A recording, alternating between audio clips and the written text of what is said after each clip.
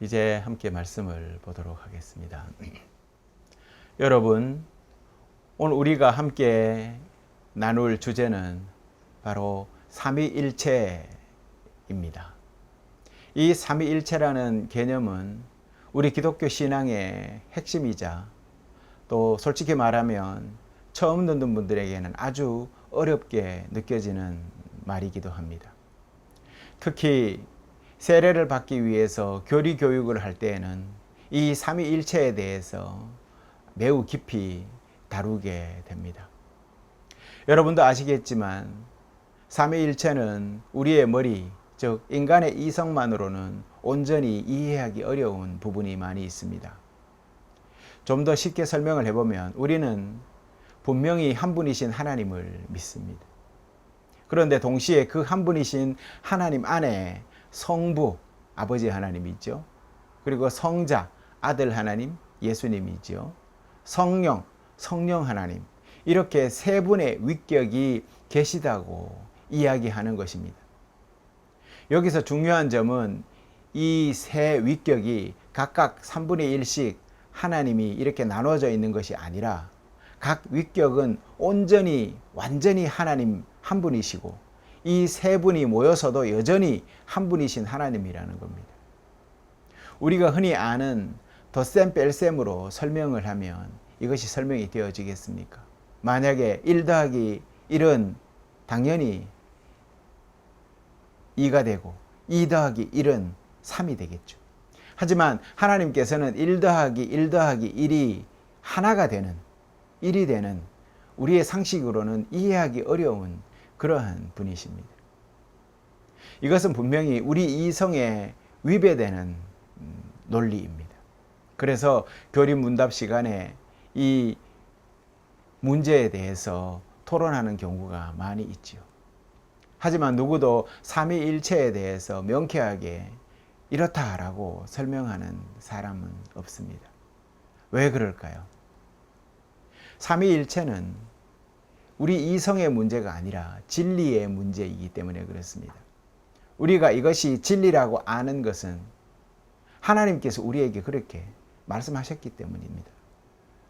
그런데 우리 이성으로는 어떻게 그럴 수 있지 하고 이렇게 쉽게 받아들이기가 어려운 것입니다. 혼란스러울 수가 있습니다. 그래서 우리는 삼위일체를 믿음으로 고백하는 교리라고 합니다. 믿는 것이죠. 이것은 거짓이 없으신 하나님께서 이것이 진리다라고 말씀하셨기 때문에 우리가 진리로 그것을 받아들이고 믿는다라는 것입니다. 우리가 스스로 완전히 이해하기보다는 그저 그분을 신뢰할 수밖에 없는 그러한 영역이라는 것이죠. 우리는 삼위일체 하나님의 어떻게라는 그 부분에 우리가 집중하는 것을 볼 수가 있습니다. 그래서 우리는 성경을 읽다가 보면 하나님이 어떻게 저런 기적을 행할 수가 있지?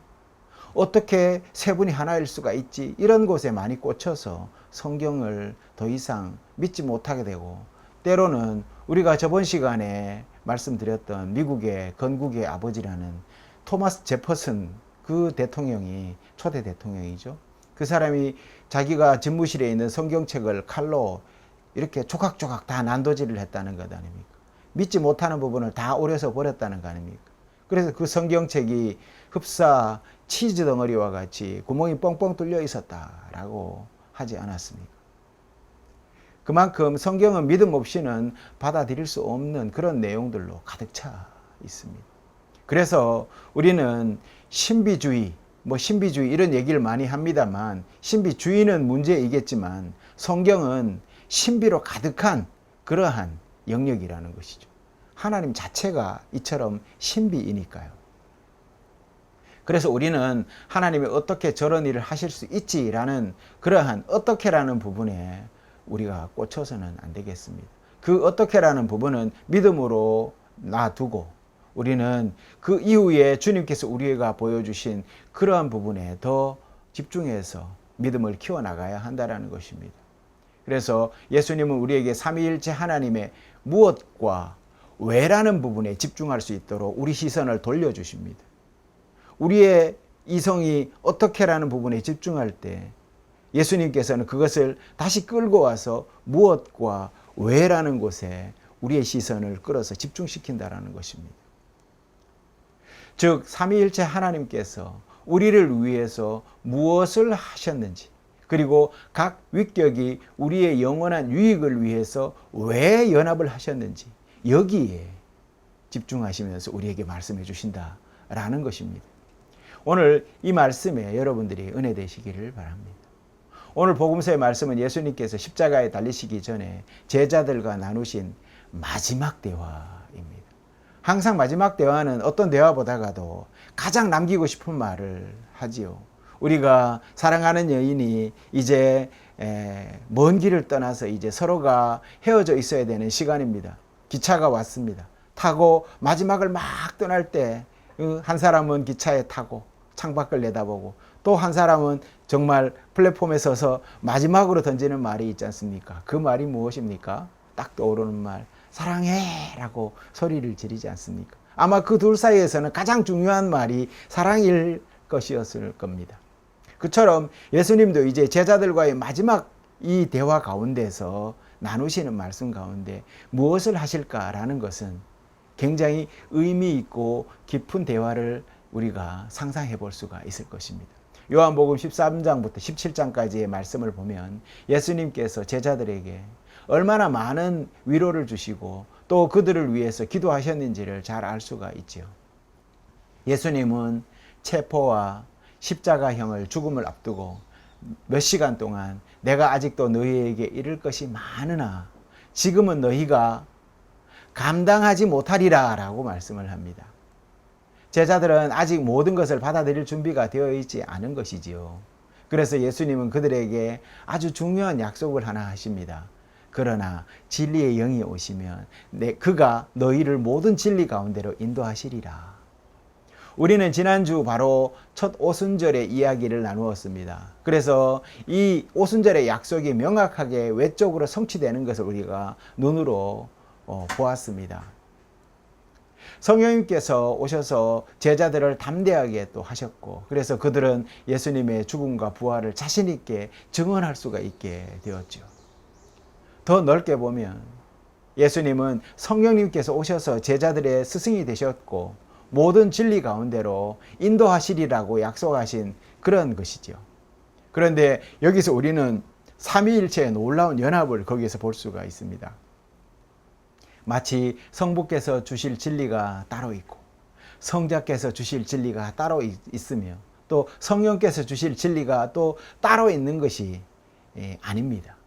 세 분은 모두 메시지와 가르침에서 완전히 하나된 연합된 모습을 보여주신다라는 것입니다. 예수님께서 이렇게 말씀하셨습니다. 그가 스스로 말하지 않고 오직 들은 것을 말하며, 예수님도 들은 것을 말한다고 해요.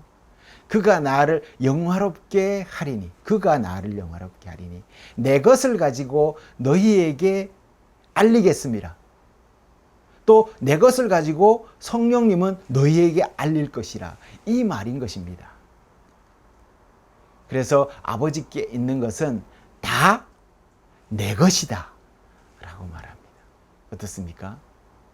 우리 성경에는 성부, 성자, 성령 이 세 분은 나오시지만 삼위일체라는 이 단어는 등장하지를 않습니다. 그런데 오늘 이 말씀을 딱 보시면 세 분의 위격이 서로의 그 역할들에 대해서 예수님이 말씀하시고 있는 것을 볼 수가 있어요.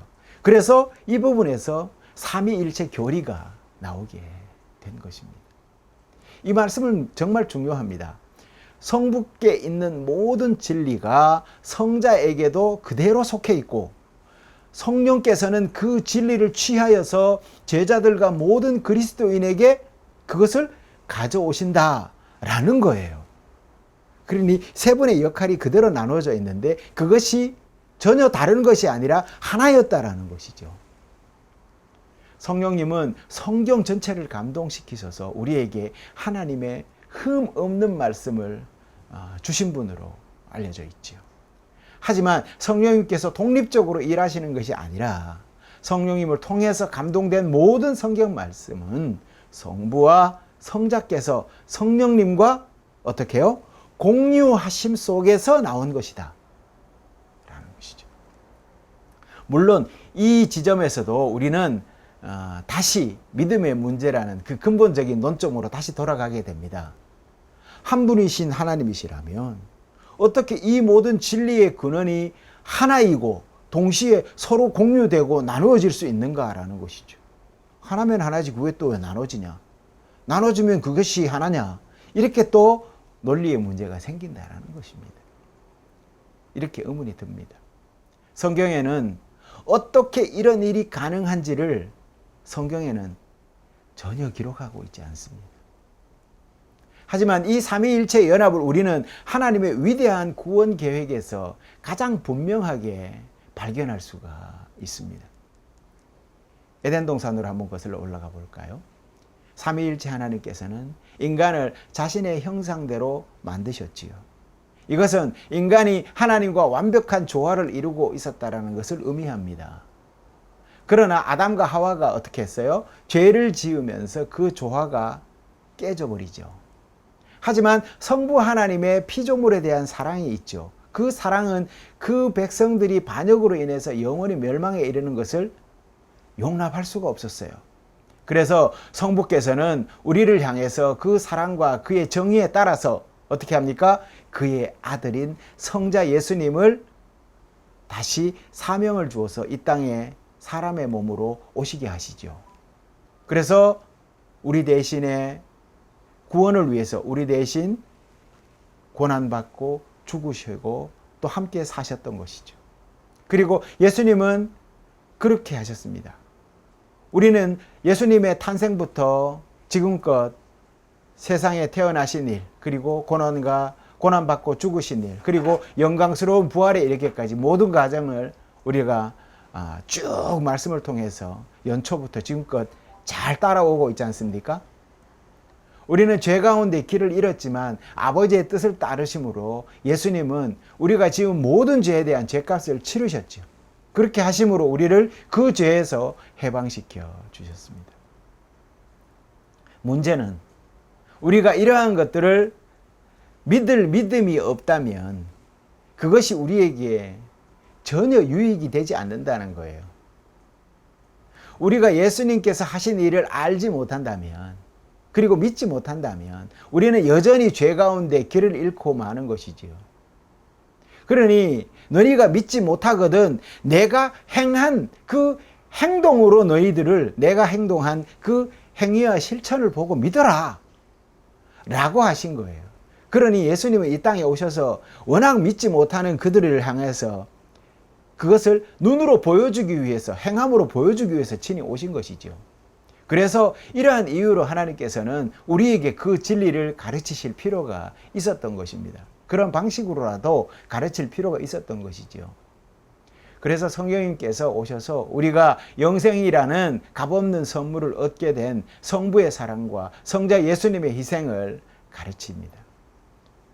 만약에 성부 하나님이 없으시면 성자 예수님이 오지 않으셨을 것이고, 성령님께서 가르치고 나눌 좋은 소식도 당연히 없었을 테지요. 성자 예수님이 없으시면 어떻게 됩니까? 성부의 사랑이 이루어지지 않았을 것이잖아요. 그리고 성령님께서도 우리에게 어떠한 선한 것도 가르칠 것이 없었을 것입니다. 그리고 성령님의 은사, 즉 하나님의 말씀과 이 모든 것을 믿을 믿음이 만약에 없다면 성부의 사랑도 성자의 희생도 우리에게 아무런 의미가 없는 것이지요. 어떤 의미가 있겠습니까? 믿지 못한다면. 보이십니까? 삼위일체 하나님의 완전한 연합이 없다면 우리는 영원히 지옥에서 죄 가운데 길을 잃을 수밖에 없습니다. 하지만 그 연합이 있기 때문에, 그들 모두가 함께 일하고 있기 때문에 우리는 더 이상 죄로 인해 정죄받지 않는 것입니다. 성령님의 사역으로 우리는 성부와 성자에게서 받아서 성령에 보존된 하나님의 말씀을 가지고 있습니다. 그분의 사역으로 우리는 또한 예수님께서 우리를 위해 하신 일, 실제로 우리의 죄를 없애시고 우리에게 영생이라는 값없는 선물을 주셨다고 믿는 믿음을 우리는 품고 있지 않습니까? 성부의 사랑은 그 아들의 삶과 죽음에서 우리를 구원할 계획을 실행하셨고 성령님께서 우리에게 그것을 가르치셨습니다. 이것이 바로 우리가 고백해야 할 믿음입니다. 이것이 우리 모두가 우리 마음속에 깊이 쌓아 올리고 싶어하는 믿음이고 아직 이 진리를 알지 못하는 다른 사람들과 함께 나누고 싶어하는 믿음인 것이죠. 우리는 삼위일체 하나님의 어떻게라는 그러한 설명할 수 없는 부분에 집착하지 맙시다. 그리고 그분의 무엇 때문에와 왜 그러셨는지에 대해서는 분명히 알고 지나갑시다. 하나님은 우리를 사랑하십니다. 우리는 하나님께 빚진 그런 죄에서 그 빛에서 해방이 되었습니다. 우리는 지옥에서 이제 구원받았습니다. 우리는 삼위일체 하나님과 영원한 삶에서 얼굴을 맞대고 이제 함께 동거할 것입니다. 이것이 바로 하나님께서 우리를 위해 원래 의도하셨던 것입니다. 성부, 성자, 성령 이 모든 이 세 분의 삼위일체의 축복뿐만 아니라 더 많은 은총을 우리 삶 가운데 부어주심에 감사하는 오늘이었으면 좋겠습니다. 한 주간 그리 삼위일체 하나님과 기쁨으로 동행하시며 승리하시는 모든 성도님들 다 되시기를 바랍니다. 기도하시겠습니다.